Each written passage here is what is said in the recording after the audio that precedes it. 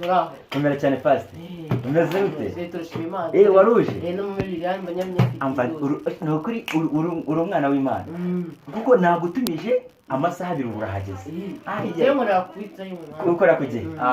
Ibyo bintu ni byiza cyane. Noneho rwose uraje ni byiza. Rero harana nakoze urusengero. Kuba pastor wanjye. Yo ibyo biroroshye. Urabishoye? Haleluya kujya mu mboka abantu kabatiza byataye. Bagatikira nko marari. Icyo nicyo nashakaga. Noneho rero umva ikintu rero tugiye kuganiraho. Uzi kubyina? Hari n'ahantu tuzajya tugira ati abantu twabaginisha zazo. Ingwati. Yewe ibyo biroroshye. Ngo zakwangwa kugira urubyiruko narwo bisangiza. Na za kitema. Wowe ubundi wowe urabizi. Pastor ni ibyo rero nashaka kukubwira ukitegura ikoti ukarihanagura neza aza kugaruka. Mubaza akabazo k'amatsiko. Yumva ndagusubiza. Uzamemba.